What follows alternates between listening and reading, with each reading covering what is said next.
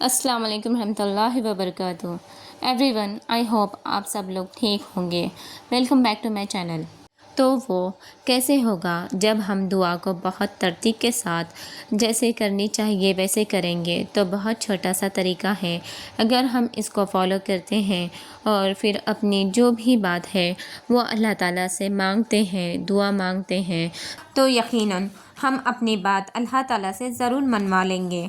क्योंकि अल्लाह तो चाहता ही है कि उसका बंदा उससे मांगे, बल्कि अल्लाह को शर्म आती है इस बात से कि उसका बंदा उसके सामने हाथ उठाए और अल्लाह उसको खाली हाथ भेज दे।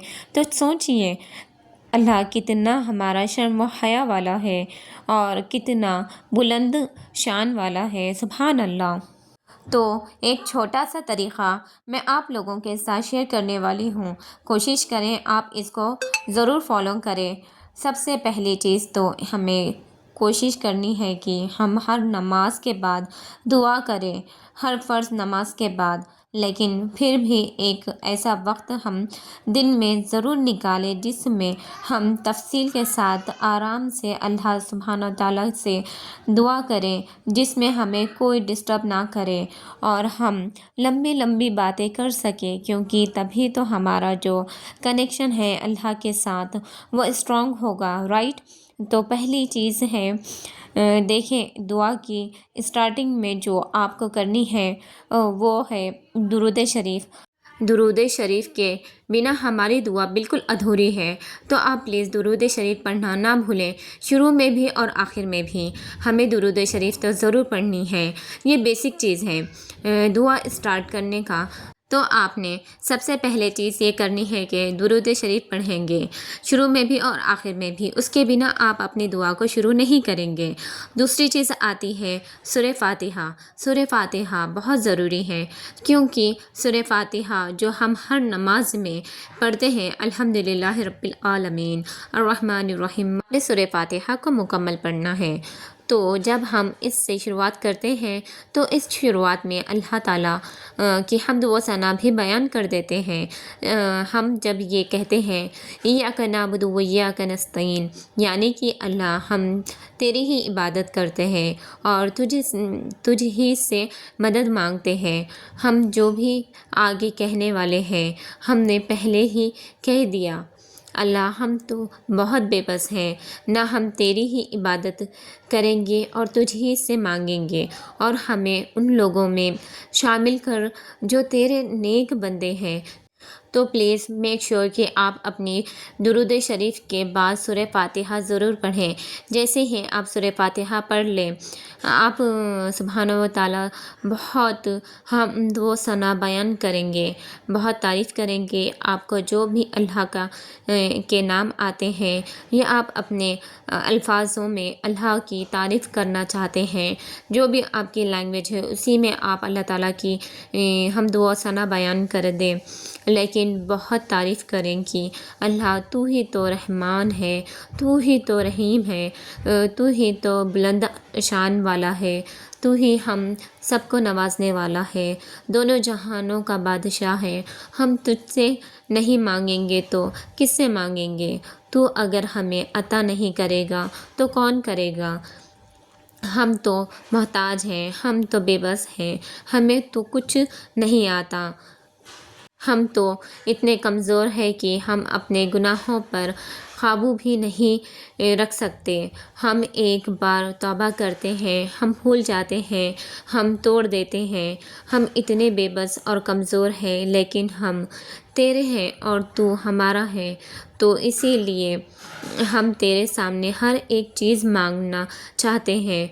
तू अपने सिवा मुझको किसी का भी मोहताज ना बना।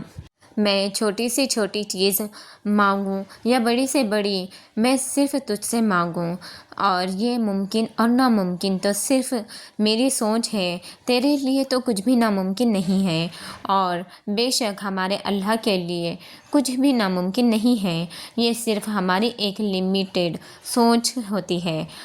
وہ چاہے تو کچھ سیکنڈز بھی نہ لگیں گے اور آپ کی سچویشن چینج ہو جائے گی۔ سب سے پہلے تو اس یقین کے ساتھ اپنی دعا شروع کرنی ہے۔ اگر آپ کو اپنی ہی دعا پہ ڈاؤٹ ہے کہ یہ قبول ہوگی یا نہیں ہوگی، ہماری توبہ قبول ہوگی کہ نہیں ہوگی، پتہ نہیں ہوگا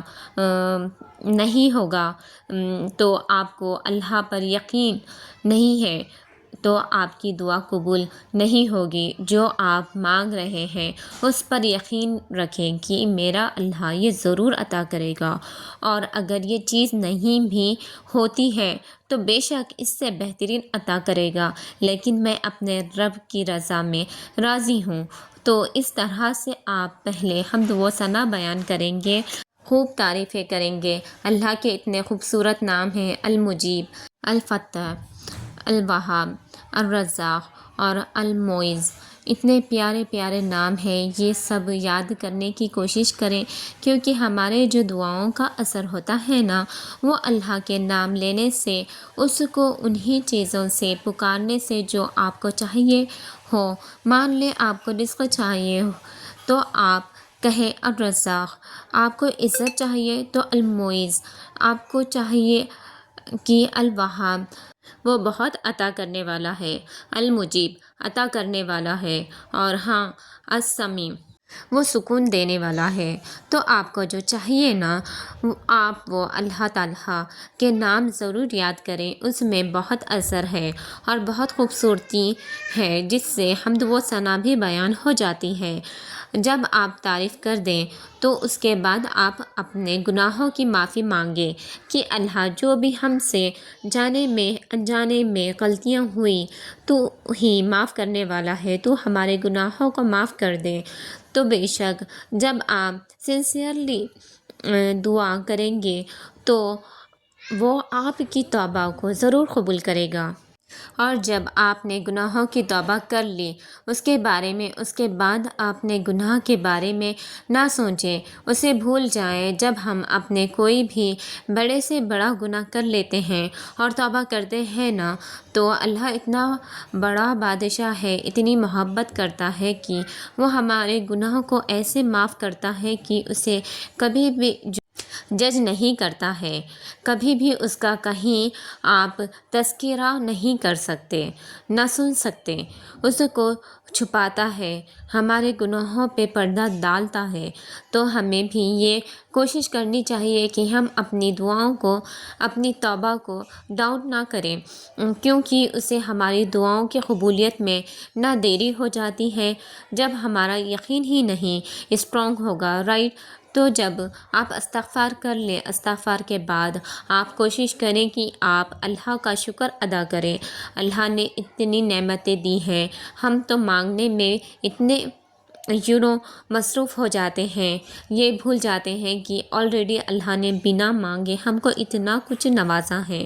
ہم اپنی باڈی میں ہی دیکھ لیں، اپنی صحت میں دیکھ لیں، اپنے گھر برابر میں دیکھ لیں، اپنی فیملی میں دیکھ لیں، ہم اچھا کھاتے ہیں اور کتنی ایسی چیزیں ہیں۔ سب سے پہلی چیز ہمارا صبح اٹھنا، سونے کے بعد جو کہ ہم انسان مر جاتا ہے نا، جب وہ سو جاتا ہے ایک طرح کا، اس کو موت ہی ہو جاتی ہے۔ جب ہم سوتے ہیں تو اسے ایک طرح کی موت ہی کہلائی جاتی ہے۔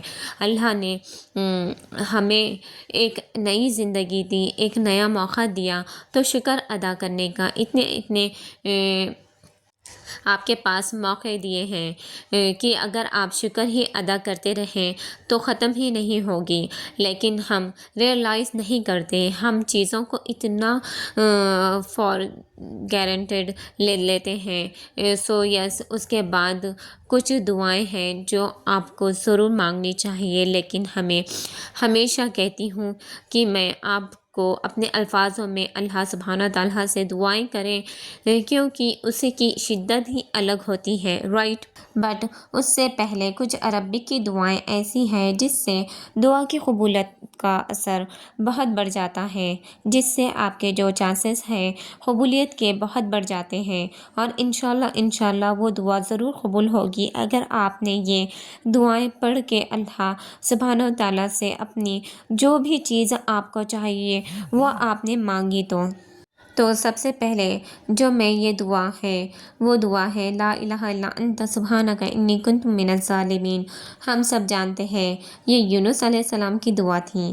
اللہ سبحانہ تعالیٰ خود کہتے ہیں کہ اگر یونس یہ دعا نہیں کرتے تو ہو سکتا ہے وہ قیامت تک اس مچھلی کے پیٹ میں رہتے، یعنی کہ اس دعا میں اتنی طاقت تھی اور اتنا اثر تھا کہ اللہ نے ایسی ہوپ لیس سچویشن سے انہیں نکالا جس میں اگر ہم خود کو سوچیں تو ہم سوچیں گے کہ بس دا اینڈ ہو گیا ہے، بٹ پھر بھی انہوں نے یقین کے ساتھ اور اس طرح سے اللہ سے مانگا تو اللہ نے انہیں نکالا۔ تو امپاسبل سچویشن تو کچھ ہوتا ہی نہیں، امپاسبل جو ایک ورڈ ہے نہ آپ اپنی زندگی سے نکال دیں، کیونکہ جس ذات سے، جس رب سے ہم سب کا واسطہ ہے نا، جس کے ہم بندے ہیں اور جس نبی کی ہم امت میں پیدا ہوئے ہیں،